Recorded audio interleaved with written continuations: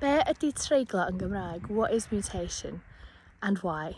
Well, the why is supposedly because it helps things roll off the tongue more easily. The real reason is maybe more historical in terms of grammatical case. But what you need to know is sometimes the first letter of a word changes depending on how it's used in a sentence. There are 3 types of treiglo: soft, meddal, nasal, trwynol, aspirate, llais.